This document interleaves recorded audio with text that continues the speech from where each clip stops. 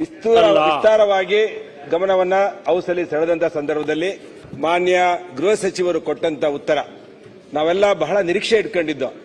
ನಾನು ಮತ್ತೆ ಇಲ್ಲಿರುವಂತ ಕಾಂಗ್ರೆಸ್ ಅಥವಾ ಜೆಡಿಎಸ್ ಮತ್ತೆ ಬಿಜೆಪಿ ಎಲ್ಲ ಪಕ್ಷದವರು ಆ ಕ್ಷೇತ್ರಕ್ಕೆ ನನಗೆ ಕಾಂಗ್ರೆಸ್ ಅವರ ಬಗ್ಗೆ ಮತ್ತೆ ಇಲ್ಲಿ ಇರುವಂತ ಶಾಸಕರ ಬಗ್ಗೆ ಅಪಾರವಾದ ಗೌರವ ಇದೆ. ನಾನು ಇದನ್ನು ಒಂದೇ ಪ್ರಶ್ನೆ ಕೇಳೋದು ಗೃಹ ಸಚಿವರಿಗೆ. ಇವತ್ತು ಸುಮಾರು ಇದು ಒಂದು 10 ವರ್ಷ 12 ವರ್ಷದಿಂದ ಸತತವಾಗಿ ಆ ಸೌಜನ್ಯ ಕೊಲೆಯಾದ ಸಂದರ್ಭದಲ್ಲಿ ಪ್ರಾರಂಭ ಆದಂತ ಒಂದು ಘಟನೆ ಇಡೀ ಧರ್ಮಸ್ಥಳವನ್ನು 12 ವರ್ಷಗಳ ಕಾಲ ಜೀವಂತವಾಗಿ ಇಟ್ಕೊಂಡು ಆ ಕ್ಷೇತ್ರಕ್ಕೆ ಅಪಪ್ರಚಾರವನ್ನ ಮಾಡ್ತಿರುವಂತಹ ಸಂದರ್ಭದಲ್ಲಿ ಮಾನ್ಯ ಮುಖ್ಯಮಂತ್ರಿಗಳಿಗೆ ಒಂದು ಮನವಿ ಬಂದಂತ ಸಂದರ್ಭದಲ್ಲಿ SIT ತನಿಖೆಗೆ ಆದೇಶ ಮಾಡ್ತಾರೆ. ಇಂದಿನ ದಿನ ನಾನು ಮಾಡಲ್ಲ ಅಂತ ಹೇಳ್ತಾರೆ, ನೆಕ್ಸ್ಟ್ ಡೇ ಮಾಡ್ತಾರೆ. ಮಾಡ್ಲಿ, ತನಿಖೆ ಆಗ್ಬೇಕು ಅನ್ನೋದು ಎಲ್ಲರೂ ಇಲ್ಲಿರುವಂತ ಹೌಸಲ್ಲಿ ಇರುವಂತವ್ರು ಎಲ್ಲರೂ ಕೂಡ ಉದ್ದೇಶ. ತನಿಖೆ ಆಗ್ಲಿ, ಅದು ಮುಕ್ತವಾಗ್ಲಿ, ಅಪಪ್ರಚಾರದಿಂದ ಹೊರಗಡೆ ಬರಲಿ ಅಂತ.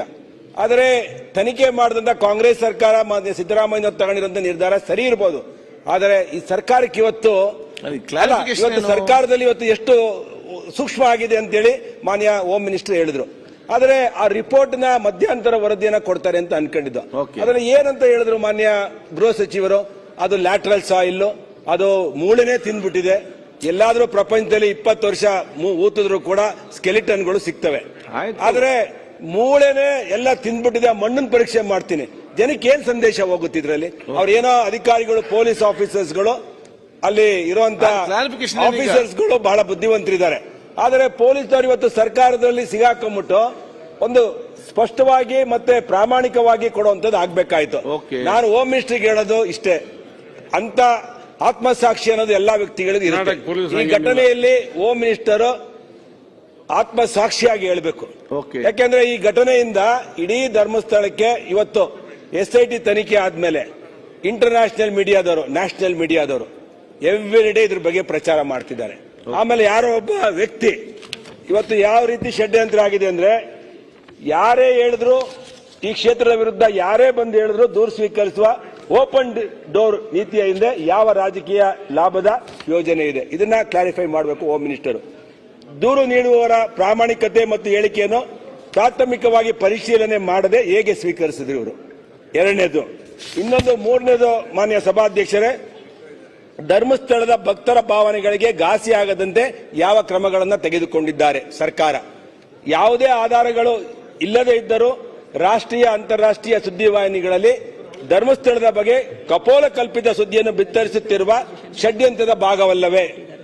SIT ಜನರ ನಂಬಿಕೆಯನ್ನು ಉಳಿಸಲು ಮಧ್ಯಂತರ ವರದಿ ಇಲ್ಲಿವರೆಗೆ ಯಾಕೆ ಬಿಡುಗಡೆ ಮಾಡಲಿಲ್ಲ?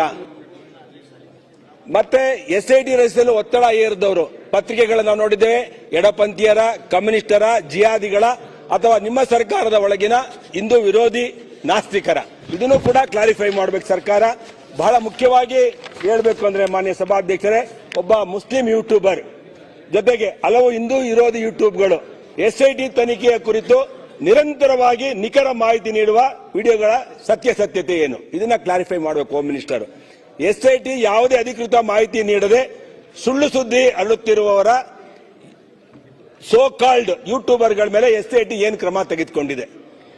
ಮೂರನೇದು, ಸನ್ಮಾನ್ಯ ಮುಖ್ಯಮಂತ್ರಿಗಳೇ, ಗೃಹ ಸಚಿವರೇ, ಸರ್ಕಾರ ಈ ಕೂಡಲೇ ನೂರಾರು ಆಸ್ತಿಕ ಬಂಧುಗಳ ಶ್ರೀ ಕ್ಷೇತ್ರ ಧರ್ಮಸ್ಥಳದ ಆರಾಧ್ಯ ದೈವ ಶ್ರೀ ಮಂಜುನಾಥ ಸ್ವಾಮಿಯ ಭಕ್ತರ ಮನದಲ್ಲಿರುವ ಮೇಲಿನ ಪ್ರಶ್ನೆಗಳಿಗೆ ಸಮರ್ಪಕವಾಗಿ ಉತ್ತರ ನೀಡಬೇಕು. ಈ ಕ್ಷೇತ್ರದ ಬಗ್ಗೆ, ಧರ್ಮಾಧಿಕಾರಿಗಳ ಬಗ್ಗೆ ಸುಳ್ಳು ಹಾಗೂ ಗೌರವಕ್ಕೆ ಚ್ಯುತಿ ತರುವಂತಹ ಸುದ್ದಿ ಹರಡುತ್ತಿರುವ ಯೂಟ್ಯೂಬರ್ಗಳ ವಿರುದ್ಧ ಏನು ಕ್ರಮ ತೆಗೆದುಕೊಂಡಿದೆ? ಒಂದು ಚಿಕ್ಕ ಘಟನೆಯಲ್ಲಿ ಮುಗಿಸ್ಬಿಡ್ತೇನೆ.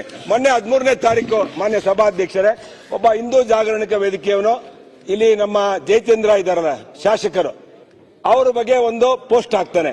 ಆ ಪೋಸ್ಟ್ ಹಾಕಿದ್ದು ಒಂದು ಅರ್ಧ ಗಂಟೆಗೆ ಅರೆಸ್ಟ್ ಮಾಡ್ತಾರೆ. ಯಾರು ಕಂಪ್ಲೇಂಟರ್? ಯಾರು ಕಂಪ್ಲೇಂಟರ್? ಬಂದು ದಫೇದಾರ್. ಅಲ್ಲಿರುವಂತಹ ಪೊಲೀಸ್ ಸ್ಟೇಷನ್ ಅವರೇ ಕಂಪ್ಲೇಂಟ್, ದಫೇದಾರೇ ಕಂಪ್ಲೇಂಟ್ ಕೊಟ್ಟು ಅವನ ಅರೆಸ್ಟ್ ಮಾಡಿ ಜೈಲಿಗೆ ಬಿಡ್ತಾರೆ. ಯಾರೋ ಒಬ್ಬ ಸೋಷಿಯಲ್ ಮೀಡಿಯಾದಲ್ಲಿ ಹಾಕೋದಕ್ಕೆ. ನಾನು ಹೋಮ್ ಮಿನಿಸ್ಟರ್ ಸಮರ್ಪಕವಾಗಿದ್ದಾರೆ, ಅವರ ಅಂತರ್ಸಾಕ್ಷಿ ಆತ್ಮಸಾಕ್ಷಿಯನ್ನ ಹಿಡ್ಕೊಂಡು ಕೆಲಸ ಮಾಡಬೇಕು. ಅದಕ್ಕೆ ಕೂಡಲೇ ಇದಕ್ಕೆ ಮುಕ್ತಿ ಆಡಬೇಕು.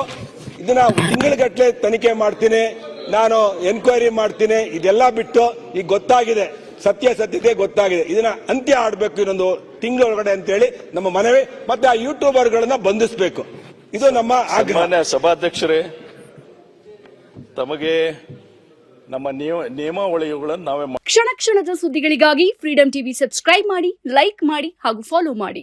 ಹೊಸ ಸುದ್ದಿಗಳ ನೋಟಿಫಿಕೇಶನ್ಗಾಗಿ ಬೆಲ್ ಐಕಾನ್ ಮೇಲೆ ಕ್ಲಿಕ್ ಮಾಡಿ.